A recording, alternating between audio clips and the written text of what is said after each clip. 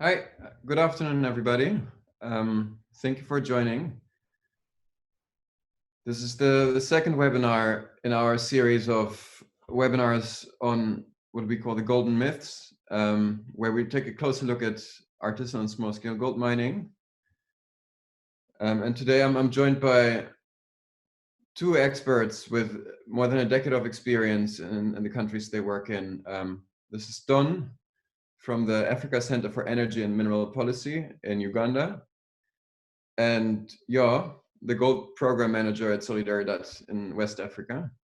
And they will be talking us through the challenges that they see in both Ghana and Uganda, as well as the responses that government has come up with to formalize the sector and the contribution of ASGM in the respective economies. I think we give it another minute to make sure that most people have joined, and then we'll start.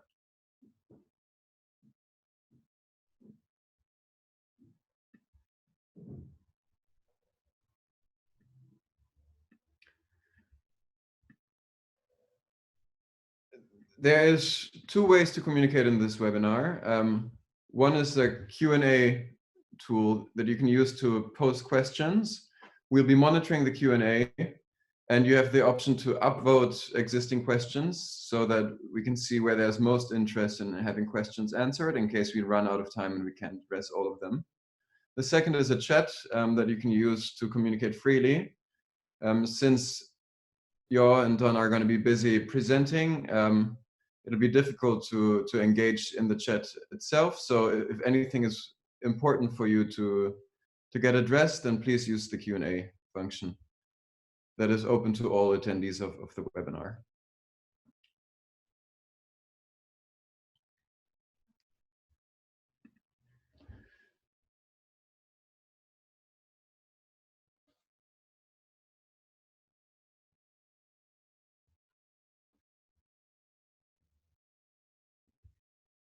Okay, so I think it's good to start. Don and Yo, might I ask you to turn on your cameras? Hi there. As I mentioned, we are honored to have two experts with more than a decade of experience here on the call today. Yo, working in Ghana, has been working in the large-scale mining sector before then transitioning to consulting with the government, and now working for Solidaridad on helping formalize the ASM sector. And he's also heavily involved in the development of the craft code for ASM formalization. And Don, on the other hand, has a huge track record in working with the World Bank and other known organizations to investigate how the ASM sector can be improved, working and being involved in the review of national legislation and doing often groundbreaking research in the context of the Ugandan ASM sector, not exclusively working on gold, but also working across the mining sector at other commodities. Thank you, both of you, for joining and taking the time to support us in this webinar today. Thank you, David, for hosting us. Thank you. Great. As we will dive closer or take a closer look at both Uganda and Ghana, starting with Ghana, I thought it would be good to just give a brief overview of Africa as a continent, having the third largest mineral deposits in the world across various commodities, including tin, tungsten, tantalum, cobalt, but obviously also gold, contributing almost a fifth of the global resources. Ghana is the leading producer country, having had a temporary ban that Yo is going to touch on later. But now again, on top of the list of gold producers in Africa, and across sub-Saharan Africa, we've got more than 10 million people that find employment in the sector. As such, it is undeniably a huge driver for development and an opportunity for communities to benefit from their mineral endowments and use them to drive development in the region. That being said, I don't want to take any more time from our speakers, and I would hand over to you, Yo, to talk about your experience and your perspective on the ASM sector in Ghana, more specifically the gold mining? All right, thank you, David. As most of you might be aware, Ghana was initially called the Gold Coast, virtually because of the numerous deposits of gold in the country.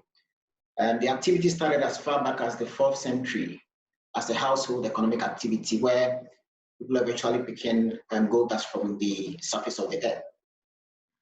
As far back as 1933, small-scale miners or small-scale gold miners were using mercury for processing of their gold.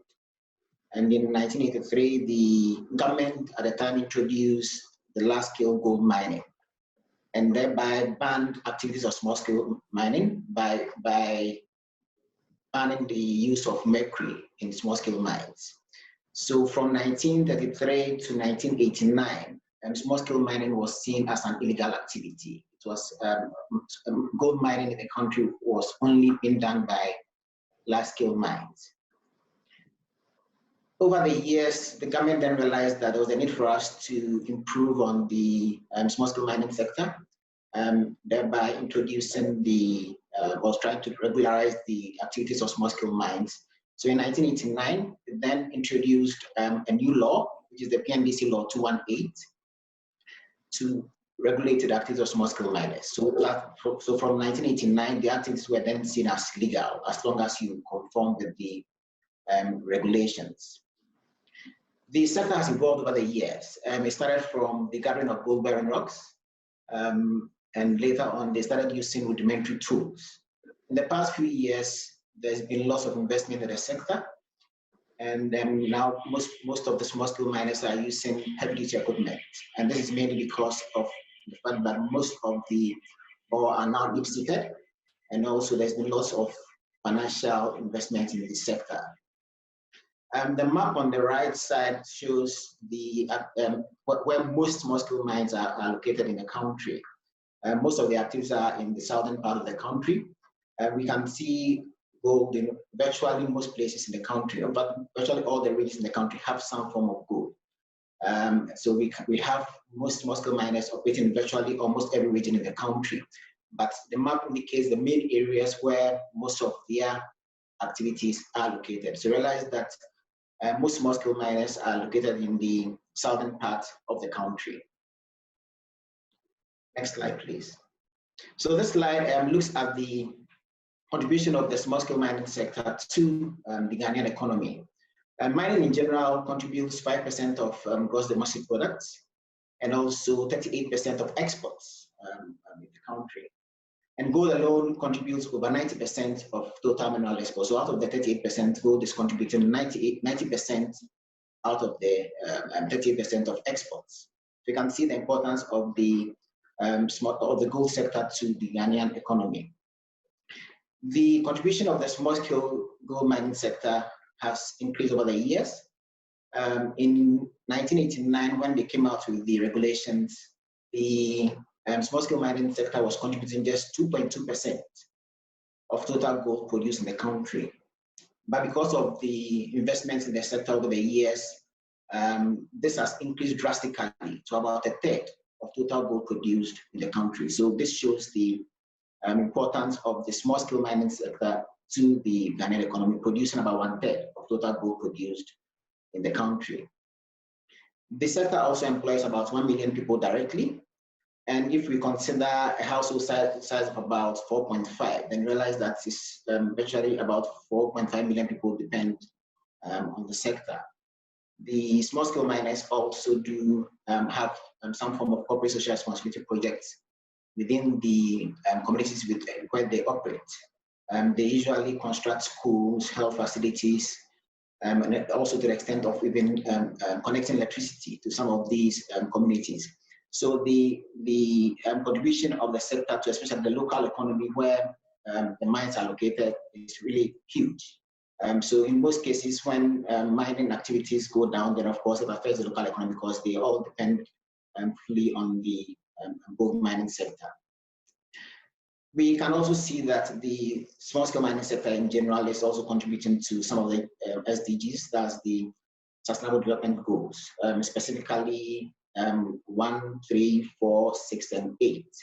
So these are also helping to ensure that as a country we meet, or investments in the small scale mining sector is also ensuring that as a country we meet the sustainable development goals. Next slide. So how did we get here? What strategies did we put in place as a country to be able to get to where we are currently? The first is the legal and regulatory regime. It even starts with the constitution, where it's indicated that the all minerals in the country are virtually owned by the government. So if we find gold in a particular area or any mineral in a particular area, the surface rights belongs to the owner of the land, but the mineral rights, it's for the government, or it's for the state. So it starts way back from the constitution. And also we enacted what we call the Minerals and Mining Act, the Act 703, which is virtually to regulate the mining sector in general. Of course, that also includes the small-scale gold mining sector as well. There's also been a number of policies, regulations, etc., related to the small-scale mining sector. Specifically, we have the mining policy, and also because of the cross-sectoral nature of the activities of gold mining, there are other policies of other sectors that has some implications from the small-scale mining sector. So let's say the land policy, the environmental policy, etc. They all have sections that are specifically related to the small-scale mining sector. So also we also, as part of the regulations for the sector, we set up what we call the Minerals Commission, which is the governmental institution responsible for regulating all minerals or mining in the country. In view of that, they've set up regional, district, and satellite offices within the small-scale mines. In fact, currently we do have the regional and district offices. They are about to set up the satellite offices. And also, with that, we currently have 9 district offices, and the plan is for the government to also increase that to 13 district offices, and also have about 18 satellite offices. And this virtually to make it a bit easier for people to formalize for illegal miners to formalize their activities. We also have the district mining committees, who are represented from the various sector agencies within the district, who have oversight responsibility for small-scale mining within a particular district. We've also set up what we call the Ghana National Association of Small-Scale Miners, which is a producer organization, virtually engaging with government and other institutions to ensure that miners also benefit from the activity. There's been a number of support schemes from international organizations, from CSOs, from governmental institutions, to help promote the small-scale mining sector. This includes capacity building. The government recently have been organizing capacity building or training of miners, or providing technical training for miners. This is being provided by the University of Mines and Technology. Other CSOs, like what we do in Solidaridad, for instance, we also try to promote responsible practices by building the capacity of the mines or the miners in responsible practices such as health and safety training programs, environmental management training programs, etc., and to help improve on their capacity. There's also been a number of Mercury abatement projects, and hire purchase project arrangements have also been in place, and also we do have alternative livelihood programs within the mining communities. So as a country, we did not just look at the production aspect of the sector, but also we try to also look at the marketing aspect of it. So we set up what we call the Precious Minerals Marketing Corporation, which is responsible for buying gold from the small-scale mines. And also, they have also given licenses to gold buyers and exporters. We currently have about 190 registered or licensed gold buyers, and also about 15 exporters or having licenses with the Precious Minerals Marketing Corporation. So they buy gold from the small-scale miners. So we have the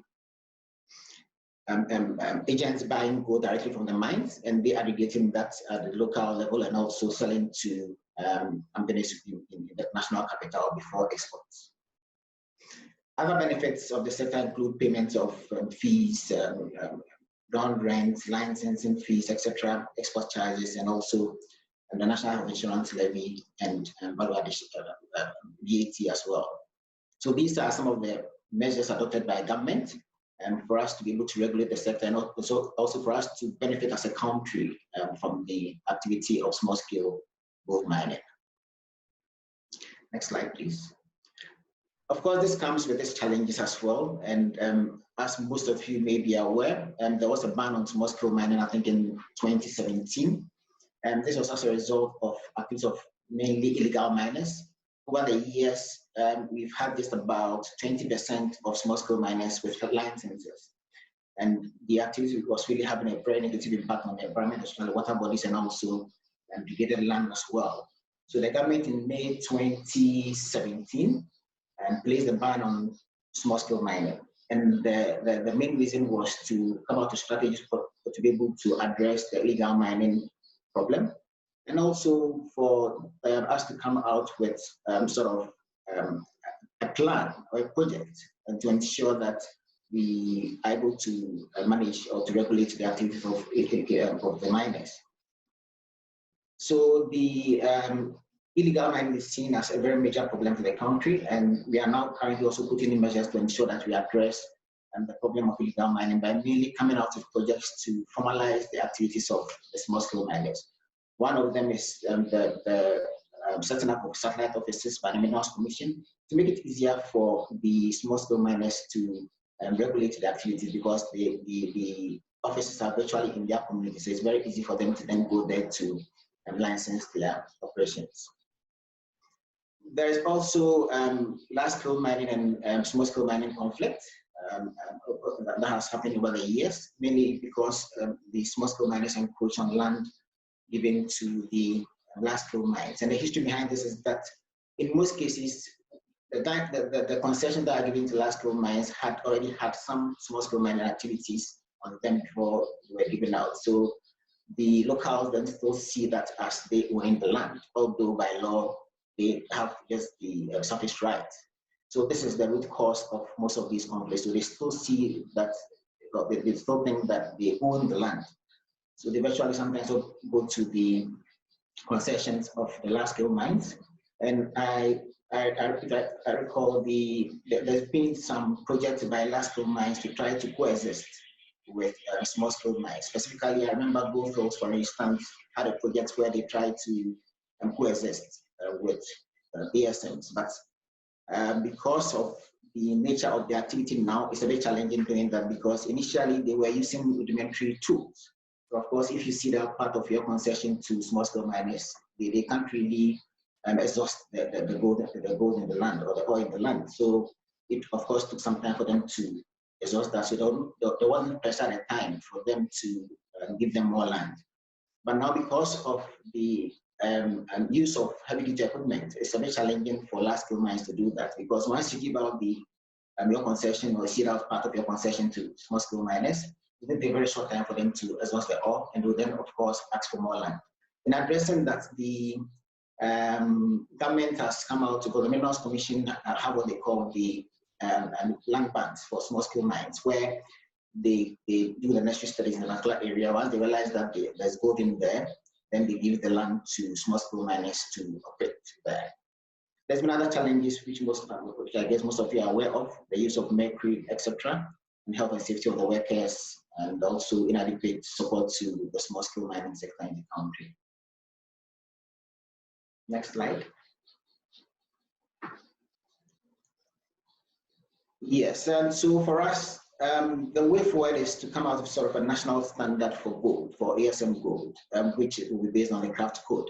So we are currently having some discussions with governmental institutions, NGOs, other NGOs, for us to develop sort of a national standard based on the craft code, so that once you're able to meet that, then you can then be able to go to formal supply chains. The other strategy for us also is to partner with relevant institutions to support the small-scale mining sector. So this is virtually the way forward for us as a country. Thank you very much. Thanks a lot for this very brief and comprehensive overview. I think we dive straight into Uganda, and then afterwards we'll go into a Q&A and then get some more questions from the audience to both of you. I think that's the best way to go about this. Thank you, David. And thanks, Yao, for sharing the Ghanaian experience. Unfortunately, for Uganda, the story is quite different. While we all know Ghana is one of the top 4 producers of gold across the African continent, Uganda, we are one of the least producers of gold on the continent, much as we are also very good exporters. So our story is quite different because essentially mining or gold mining in Uganda is driven by artisanal and small-scale mining, to the extent that 90% of our production and activities in the mining sector are entirely run by the ACEMP sectors. And if we are to look at the history of gold mining in Uganda, it goes way back in the 1970s or even way back. It's as good as the history of Uganda. But it's not until around 2012 that we saw a surge in gold rushes across the country. And one key factor that could explain this is that as the population has grown in Uganda, you very well know we have one of the youngest populations in the country. So has the challenges for these youth in the country. There's high youth unemployment in the country. So you find that ASGM in Uganda tends to be poverty related, poverty driven, and an opportunity to escape poverty for a majority of even the urban dwellers and the youth across the country, the men and women that are looking for a livelihood. Currently, the statistics show us that we have between 40,000 artisanal miners directly involved in gold mining. On the other whole scale, it's over 400,000 that are directly involved. Now, if you look at only the statistics of gold mining in Uganda, essentially you have at an average of 4 dependents per every artisanal and small-scale gold miner. You have close to between 120 to 160,000 direct dependents on this ASM gold mining activity.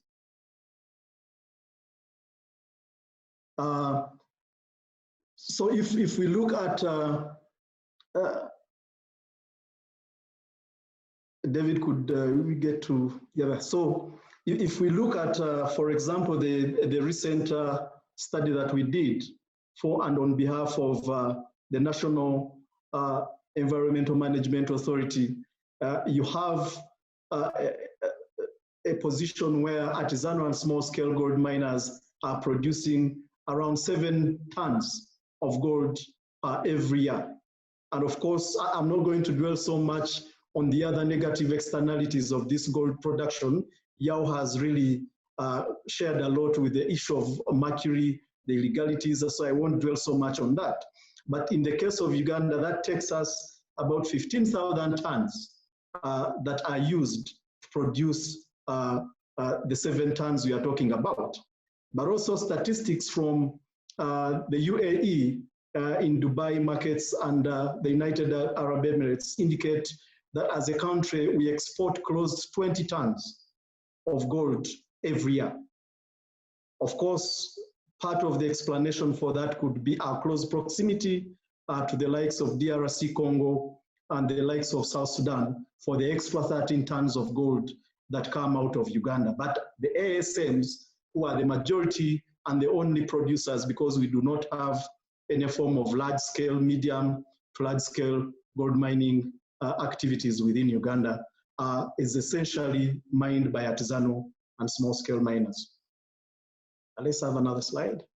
So just to share what is happening right on the ground in this period of COVID-19, which has really brought the entire world to its knees, you'll find that for the country like Uganda, all our mining activities have since been suspended by the Ministry of Energy and Mineral Development because we had some incidents of death in some of the mining camps, and because there's no one to attend in this pandemic period, the government saw it necessary to close these mines. But what does this mean to the artisanal miners, to the men and women who have been scratching the soil down in the camps for a livelihood? It means there is no food. It means they can no longer feed their children. And while the people in the urban centers are getting support from the government, we've received calls, distress calls from the mining camps requesting some of us in the NGO sectors support these communities with food stamps and donations. And of course, knowing the nature of our funding as CSOs, this is an area that is quite uncharted areas for us. So it's something that we may have to negotiate with our donors to see if some of us can actually reach out to these distress calls. The other challenge is that you've had loss of commodity markets. Non-gold smelters in the country, such as AGR, such as some of the other Indian-owned gold smelters in the urban centers of Kampala, have all stopped buying gold. And you have about one right now as we speak. There's one smelter who is now setting his own price with uncalibrated, weighing scales, lowering the purity grade for the gold and offering the miners whatever price. So the miners have actually now turned into price takers because there's now one monopoly and there's no power of negotiation as the business, as these potential, businessmen take advantage of, the prevailing conditions. So on top of that, there's also limited oversight by the relevant government agency, since it's also hard for everyone to move in these times. So you have a resurgence in illegal activities taking place, even during this period. As I said, you have had reports of death within the mine sites, and it's quite hard for all the ASMs that are involved in the sector right now as we speak.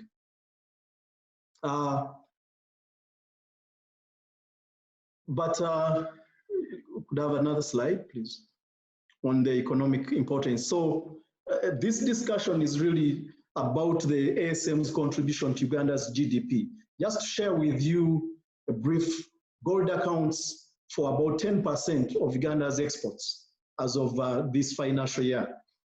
Exports of gold is an important source of foreign exchange for many developing countries, Uganda inclusive.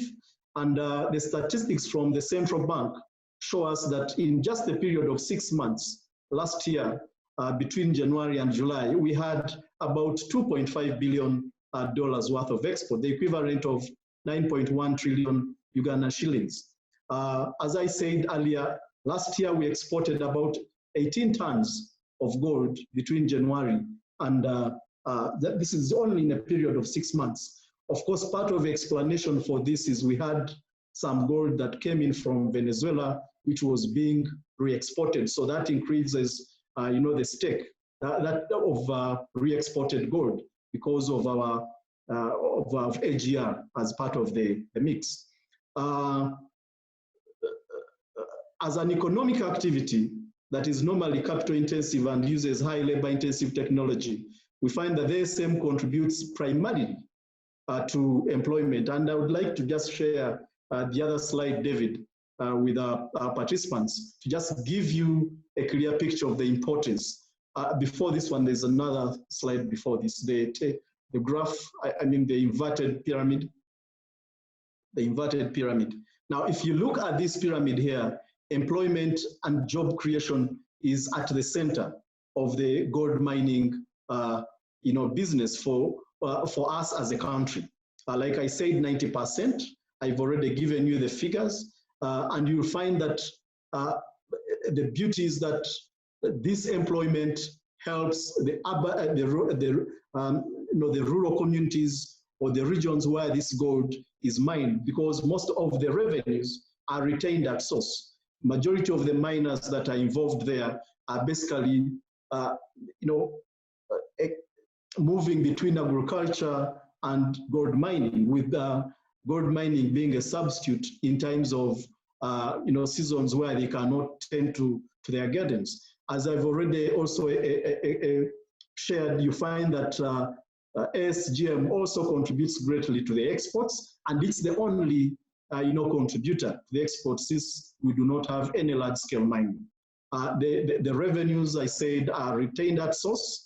It's a source of foreign exchange, but most importantly also, it's an opportunity to promote domestic direct investment as opposed to foreign direct investment, because majority of these ASMs are actually indigenous Ugandans. So they use their own rudimentary methods and technology. Some of them source for small financial loans from microfinance institutions to fund some of the activities. And of course, now with COVID-19, they are falling short on payment of their loans to the banks, and there's a fear that most of them could actually be taken out of business by the time you are done through with this pandemic. Yeah. The other slide before, just to get another clear picture on the figures. Now, if you look at one of the things that we think there's a lot of lost value, because the formalization of ASGM or ACEMP generally would bring on board some significant contribution to the GDP of close to 2%. The estimated value of SGM gold annually is about $30 million US. And if formally traded, because most of the trading of gold in Uganda is really informal through backdoor, dealings between artisanal miners with the middlemen in Kampala, with limited participation of the state. We believe if formally traded, foreign exchange earnings from gold exports have the potential to reduce Uganda's trade deficit, but also increase to about 5% contribution to the GDP. We've noticed that SGM produces crucial sources of much needed peri-urban employment, with a significant number of youth now moving away from urban unemployment and opting to go into these mining regions where they are assured of earning at least above the average per capita income compared to the rest of the economy. So in the midst of this, Yewa shared the experience. I think Ghana is miles ahead, but in 2016, the government of Uganda finally recognized that the Mining Act that was in place, the 2003 Mining Act, which is still in place, but soon to be replaced, was trying to regulate a non-existent sector. This was the medium to large mining sector, which was non-existent. And after observing the increase in these gold rushes and community participation in artisanal and small-scale gold miners, there was this recognition that the country needs to be alive to the situation on the ground, accept the importance of ASGMs and artisanal mining broadly. And I can comfortably say that since 2014, progress has been made in Uganda, because as of 2018, we had a new mining and minerals policy put in place, recognizing artisanal mining and gold artisanal mining as a key contributor to the economy. As we speak, the new National Development Plan, which should take place effective this year, recognizes mining and has actually put in place strategies of promoting mining independent of the oil and gas sector.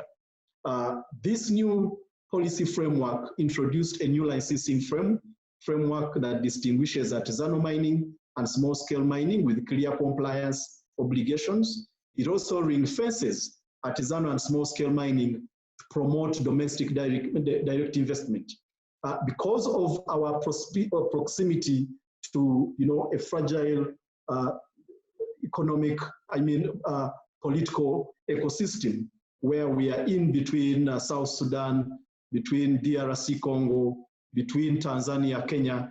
You find that our ASGM is actually bringing all these foreigners from Rwanda, from as far as Burundi, from DRC Congo, from Tanzania, from Kenya. So the new policy framework is saying, instead of having this capital flight, let's ring fence artisanal and small scale mining to promote domestic direct investment for the Ugandans and use it as a launchpad for incentivizing other medium to large scale investors to come and build on that.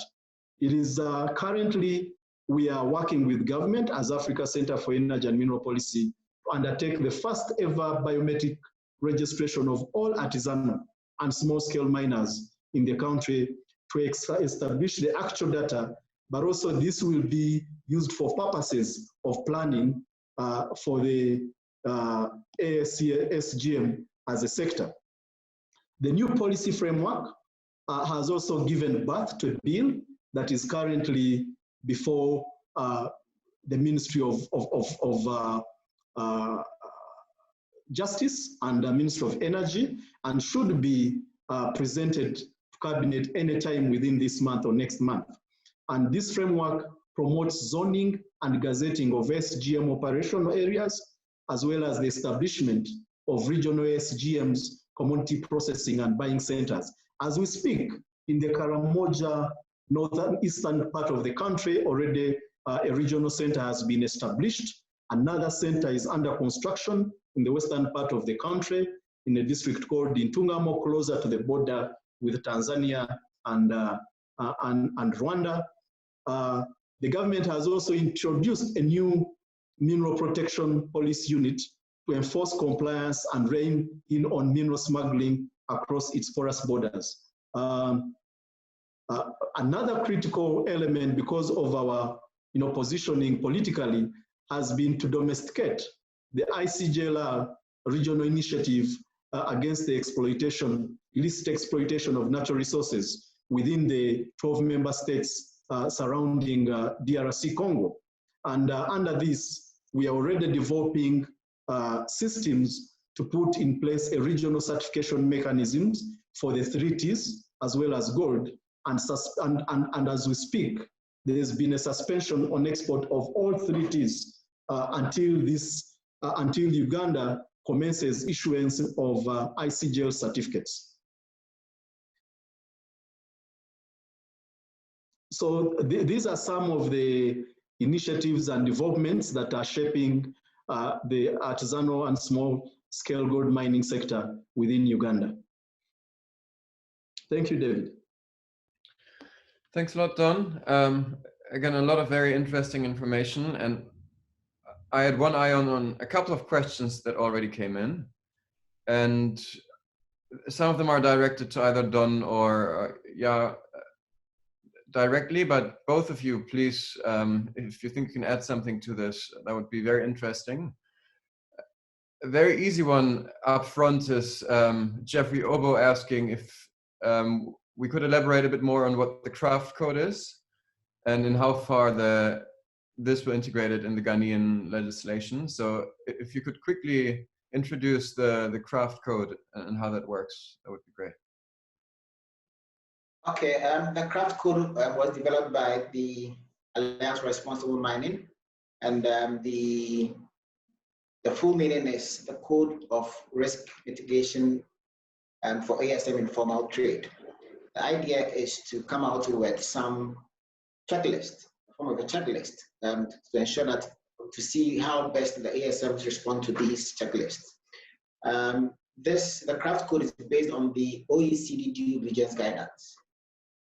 It's more of a progressive standard where we try to support the mines to improve on their practices over the period.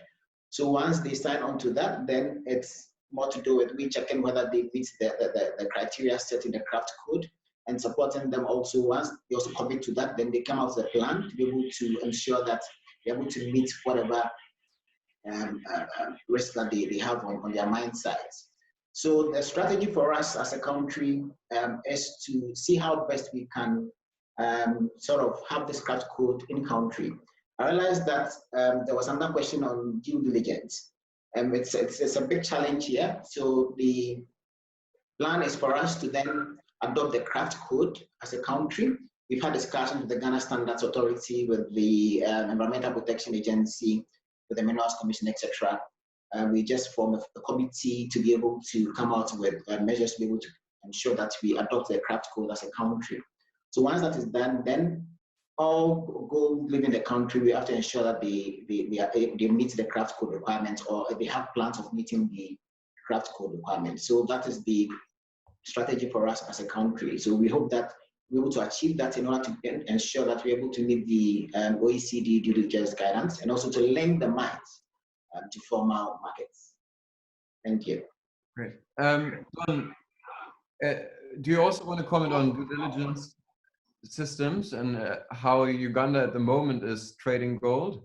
Are traders obligated to track the origin of gold? Because as you mentioned now a few times, a lot of gold that originated in DR Congo is passing through Uganda. So do you see any efforts to formalize the chain of custody system?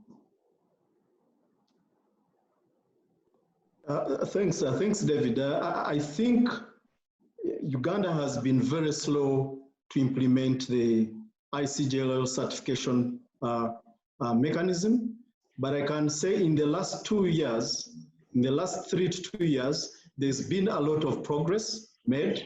And this question was also asked by Benjamin, I see, as well as Camilla. There's been a lot of fast tracking by the Ugandan government to try to ensure that there are efforts to certify all the gold that comes in from Uganda. The first step was to domesticate the ICJLL protocol, which among others includes the protocol on dealing with the regional initiative against the illicit exploitation of natural resources, under which the 3 T's as well as gold fall. That has since been signed into law by our parliament and endorsed by the president. And we've been working closely with Impact Canada, as well as the Minister of Energy and Mineral Development. We've also worked closely with some of the funders like DGF, which is an EU facility fund. We are also, as an organization, together with some partners working with Solidaridad and other members under the EPRM, implementing an EPRM project that is actually designed to entrench the ICJLL framework by helping the miners put in place the tools, the necessary tools. Also working with the Ugandan government to support it together with the miners, the inspectors, put in place the tools that will be used to inspect the mines, undertake third-party audits. We are also aware that the government is also working tirelessly to ensure that they invite traceability service providers to enter into contracts with them to see how they can work closely, such that by the time we are cleared by the ICJLL Secretariat in Bujumbura to commence implementation of the ICJLL framework, then we should be ready with all the necessary tools. I think just on that, the first implementer for this traceability system was Rwanda and DRC Congo. Recently, as of early this year, Burundi came on board, and we are talking about 12 member states, and we're quite confident that Uganda will be the next. But one key thing to note is that the implementation of these ICJLL certified materials is really has to be a collaborative efforts between all the member states. There is an ASM gold strategy that was developed by the Secretariat in under the ICJLL framework that needs to be domesticated and taken on by all the member states. some of the challenges that come with illicit smuggling or passing through of these resources like gold through Uganda are the high taxes by our neighboring countries, specifically DRC Congo, which in itself disincentivizes the miners from paying the due taxes in their country and opting for Uganda. Remember, Uganda's tax regime is one of the least, because as we speak, there is a zero tax rate for all imported gold, making us a magnet for all the gold that comes from the member states. If the gold is mined within Uganda, it pays only a royalty of 5%. So you can see if you're charging over 20%, royalty taxes off your gold, then the miners will be incentivized to smuggle the gold into Uganda or Kenya and pass it off as Ugandan or Kenyan gold because of the unfriendly tax regime within your economy. Very clear. Thanks for that. We had one question from Clemens, who asked about what measures were taken by the government to offer alternatives to mercury, specifically looking at Ghana, where a ban or an abandonment strategy for mercury is being implemented. What are the alternatives that are being promoted? And is the government taking actual action to put the tools necessary to work without mercury into the hands of the miners? And before you answer, just a note that the next webinar that we host, beginning of June, we will spend an entire session looking at what alternatives exist and also looking at illicit mercury trade globally. So that will be interesting to then have a more in-depth discussion. But if for both of you, are you aware of government efforts to help miners abandon mercury use? Yes, in Ghana, there's been some measures in place. The initial one is to do with responsible use of mercury, where we try to build the capacity of the miners to use mercury responsibly, since we do not currently have a mercury-free process technology that is being used nationwide. And there's been some pilot projects on mercury-free technologies in collaboration with the Minerals Commission and also with the University of Mines and Technology. We have what we call the Sikabuchia, and also we have mercury retorts as well, and that uses mercury, of course, but uses the level of mercury use is a bit low. So there was an EU project in collaboration with the University of Mines and Technology to also come out with a mercury-free processing technology. But we've so far tested these technologies on the mines that are in the country, but we've not really come out with one that is user-friendly to the miners and also not too expensive as well, and also accessible to the miners. So this is the challenge with the use of mercury currently, that we're trying to look for a technology that is user-friendly, that is cost-effective, and that can also be found in virtually all the mining communities that we have in the country. But of course, we have to, of course, identify that mercury-free process technology first.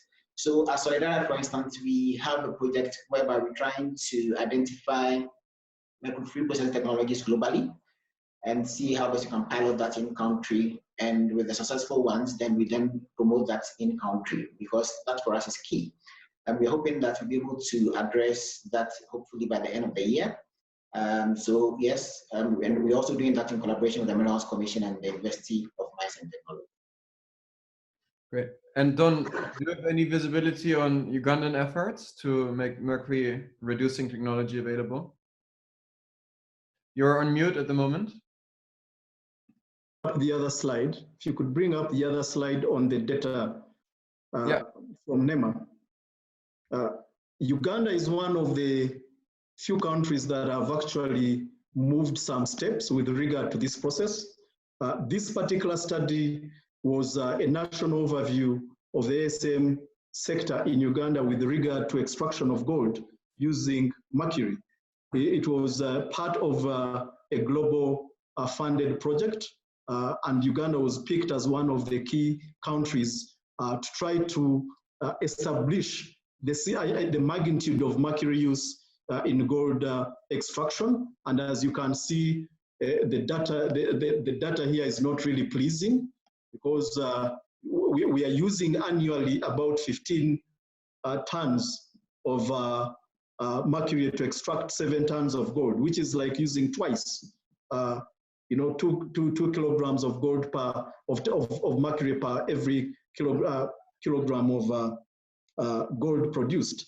And as we speak, after undertaking this study, Uganda has also moved a step further and put in place a country action plan, which is designed to, you know, have a systematic way of winning away the artisanal and small-scale miners from use of mercury in gold extraction by looking at the other alternative, you know, technologies like what is being promoted by the impact facility in the Busia Eastern region. Of course, the challenges still come with the capacity, production capacities still remain high. Majority of the producers are still individual, you know, family artisanal and small-scale miners. So we believe that by creating these regional associations and putting them in place and empowering them, then it becomes easier to have a more robust approach to getting to applying the alternative you know, technologies to gold extraction. Great, thanks a lot. And as I said, the next webinar will give this a lot more space to look at what is feasible in different geographies, depending on ore composition, but also production volumes on the ground. So my recommendation would be to sign up for the next webinar. We have 2 questions that I think we can group together, that is around the arbitration of conflict between LSM and ASM and what the formal process is there, as well as government controls to stop illegal mining. If possible, if you can keep it as brief as possible, we can still answer another 1 or 2 questions before the end of the hour. But yeah, either of you, how is conflict being moderated or arbitrated? And how is illegal mining identified and reacted to, especially in Ghana, where there was a ban on mining? So how is it enforced now that mines are being operated legally? Okay, I'll take the first question. First, let me rather take the illegal mining question. The illegal mining sector, the ban on small-scale mining, as I mentioned earlier, was placed because of the activities of the illegal miners. And as part of the process, the government set up a committee to assess all the licenses, the permits, etc. of mines in the country. And they then recommended that I think about 800 out of the 1,500 mines start operations. And that was ongoing. So I guess now we have an increased number. So the other mines were not allowed to work. We have also what we call the Operation Vanguard, which is a security sort of force to curb illegal mining activities. In as much as we as an organization do not really support that strategy, and that is currently what is in place in the country, because we believe that it should rather be done at the local level, where the local authority are given some powers to be able to identify some of these illegal miners and also to encourage them to formalize their operations. So the strategy, the way forward for us is looking at how to formalize illegal mines in the country, or what we call the galamsey mines in the country. That's why even the World Bank currently has a project on formalization of ACEMPs in Ghana, which is a 5-year project starting from last year. So the strategy then is, let's then ensure that the miners do have access to the Minerals Commission at the local level. I remember it usually takes about 6 months for you to get a license, but that has been reduced to 3 months. So these are some of the measures put in place to ensure that we formalize the operations of the illegal miners. So yes, now we are not too against them, but rather supporting them to formalize their operations so that we can bring them on board as also licensed operations. The second question on LSM, ASM conflicts, we usually resolve those conflicts by having sort of a committee with representatives from the local authority and also the Minerals Commission and traditional authorities as well. So bring them together, and they sit together and talk about some of these issues to help resolve conflict between LSMs and also ASMs. Thank you. Don, do you have any thoughts on illegal mining in Uganda and how that is being enforced? Yeah, of course, unlike Ghana, we do not have medium to large scale mining, but definitely we have essentially, until recently, a significant number of all artisanal and small scale mining in Uganda are illegals. Illegal in the sense that they are operating in pre-existing mineral licenses or exploration licenses for mining companies that have legally applied for and access these tenements from the Ministry of Energy and Mineral Development. What has been put in place is that there's been a push by the government, but also through the 5 regional ASM associations that have since been formed across the country with an umbrella national association of ASMs to apply for mining licenses. And I can say in the areas of Mubende, we have some licenses that have been issued to some of the mining groups, though there are still disputes on the commerciality of these licenses, and negotiations still remain between the government as well as the license holders. The same applies to other mineral commodities. But also what government has done is bring on board a mineral protection unit, which is currently reining in on some of the illegal mining that is taking place. The challenge with that is that this is also happening at a point where we are undertaking a biometric registration of artisanal and small-scale mining in the country. So you go to a mining camp and you find that the mineral protection unit has actually chased away all the miners, and you are unable to register or to access the miners. So there's a conflict in policy movement between different government agencies. The central government is saying we need to know these miners, but the same central government is again sending out a mineral protection unit that is chasing away these miners. We had incidents in Mubende, which are well documented in 2017. Recently, we had incidents in the western part of the country, and there has also been accusations that some of the areas that where the ASMs, the illegal ASMs have been chased away, have been taken over by the Mineral Protection Unit, which is currently leasing it out to the same artisanal and small-scale miners in form of a militia kind of practice. So these are some of the challenges that we are facing as a country. And we continue to engage the relevant stakeholders, specifically the government, to ensure that there is a coordinated movement on the policy level on what exactly the government really wants to do and how it should be done, so that all government MDAs that are responsible are brought on board. Thanks for that. I'm afraid that the hour has come to an end, and there's still a couple of questions pending, which I don't think we can get to. They evolve around some more specifics around the export ban, as you have described it for Uganda, and also highlight the competing claims between the cocoa sector in Ghana and the illegal gold mining that is directly competing both for workforce, but also for the land, and impacting through mercury pollution also directly the farming activities of a very powerful and very important industry that is the cocoa farming sector in Ghana. So unfortunately, no time to go into depth answering these now, but I'm assuming that you'd be happy to receive any requests or answers via email. Is that fair to say, that people can reach out?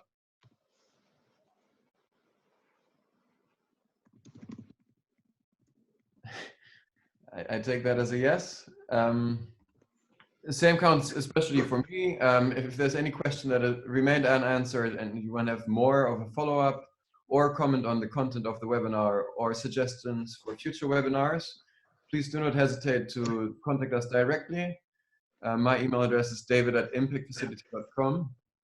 On June 3rd, I'm excited to announce the now already mentioned webinar on mercury reduction, where we look at both illegal mercury trade, inviting IUCN to present their latest study on mercury trade globally, and in the second half of the webinar, we will be looking at alternatives to Mercury and what are the barriers for technical adoption, inviting Solidaridad to present one of their projects in partnership with a private sector actor. So that's fairly interesting. And then there's one more webinar coming up where we are going to take a closer look at gender challenges around gold mining and opportunities for women in the sector.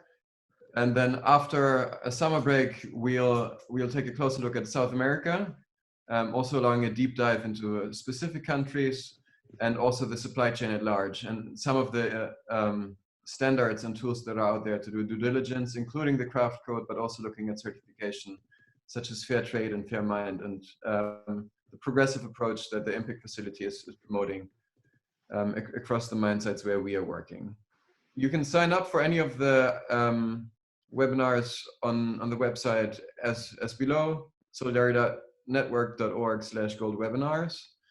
And Don and Yo were kind enough to provide a bit more literature that they think is relevant for providing more depth for both Uganda and Ghana. So as we will be sharing the slides in the coming days, feel free to check out this literature and get a bit more background for this.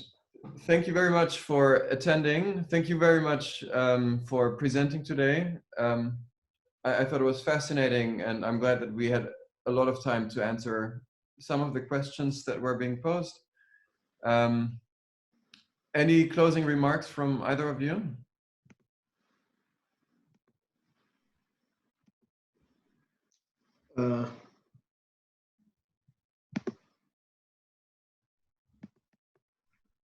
Yo, feel free to move. Well, just I would like to thank the organizers for the organizing the webinar, and also for the participants as well, especially those who asked questions. And thank them for also listening and also giving feedback to us as well. Thank you. Yeah, I also wish to thank you, David, for hosting this webinar. And can you hear me, David? Yeah, loud and clear. Yeah, sure. I wish to thank you thank Impact Facility and Solidaridad for putting these exciting, informative discussions. We hope members can continue to participate in these discussions as we look for means to a sustainable development of our mining sector within the sub-Saharan region. Thank you very much for all of our participants online. Thanks a lot. Thanks to all the participants, and we'll see you on the 3rd of June during the next webinar.